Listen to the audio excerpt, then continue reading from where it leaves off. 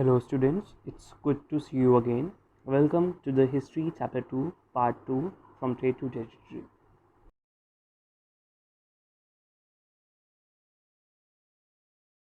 So students, let's just start with the very first heading, that is Tipu Sultan, the Tiger of Mysore. You might have heard about him before also, and the pic that you just came across was of him only. So students, let's start. Mysore had grown in strength under the leadership of powerful rulers like Hyder Ali and his famous son Tipu Sultan. Because means Tipu Sultan was a son of Hyder Ali who had been controlling the power of Mysore.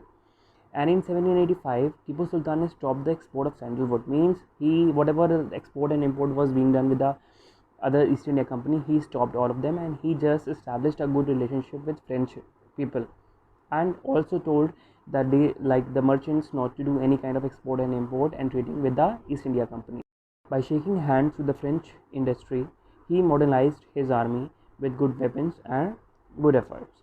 And four wars were fought with Mysore, like in from 1767 to 1769, 1780 to 84, 1790 to 92, and 1799.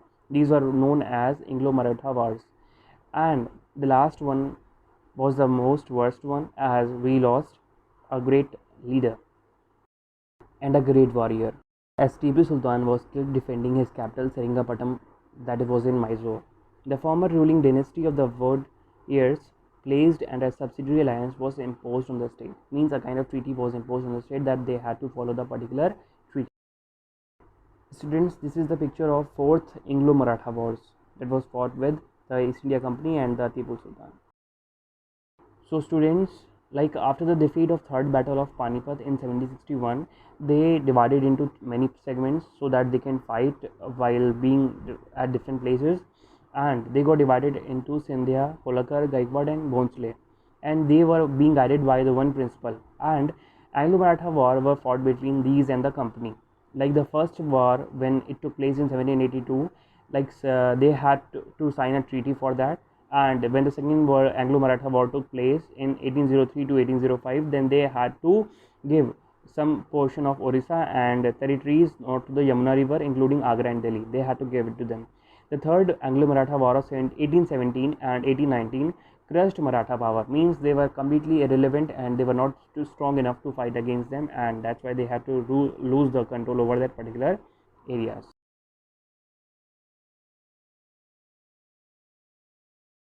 Moving further, let's proceed on the heading, the claim to paramountcy. So students, under Lord Hastings, that is Governor General from 1813 to 1823, a new policy was implemented, that was paramountcy. Means it was considered that the rules and regulations that were being implemented over their time, they were having more importance as compared to any other power of Indian states, and in order to protect the interest, it was justified in annexing or threatening to annex any Indian kingdom. Means they were saying that if they will not be allowing any of the policies that Britishers have made, then they will be annexing the states. Means they will take over and capture the kingdom of a particular kingdom. And in the late 1830s, the East India Company also got worried, just because Russia was expanding at the time, and they had the fear that Russia might be entering in India from the northwest side, and they fought a prolonged war with Afghanistan between 1838 and 1842 and established indirect company rule there.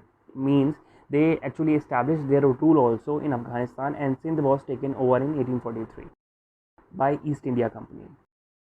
And after the death of Maharaja Ranjit Singh in 1839, two prolonged wars, means very efficient wars, were fought with the Sikhs and kingdom, and in 1849 Punjab was annexed finally.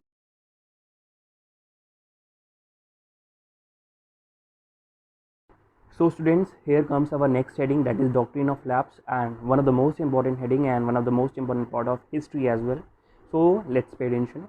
Lord Dalhousie, the Governor General from 1848 to 1856, devised a policy that came to be known as doctrine of lapse. Means this policy was named by Lord Dalhousie, who was the Governor General, and it declared that if an Indian ruler died without a male heir, means if a king is not having any son child, then after the death of the king, the whole kingdom and the power of the kingdom will be transferred to the East India Company. Many raised their voices against this, but because of the rule and the paramountcy, none of them were capable of making any of the decisions, and they had to follow the decision of doctrine of lapse. And many kingdoms were annexed under this rule. like Satara in 1848, Sambalpur in 1850, Udaipur in 1852, Nagpur in 1853, Jhansi in 1854, and Awadh in 1856, and they had to give their kingdoms.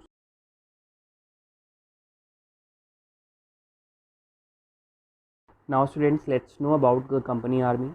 From the 1820s, the cavalry requirement means the one those who used to like fight on sitting on the while sitting on the horses.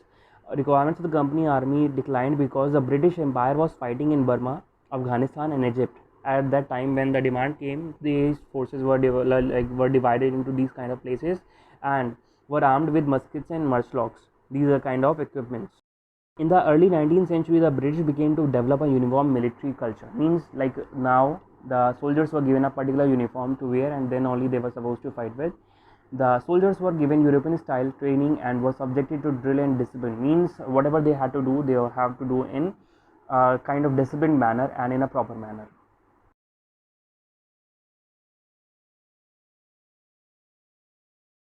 And in the nutshell, students, the East India Company was transformed from a trading company to a territorial colonial power. Means from a particular company name to a particular company whose power was esteemed into a particular area.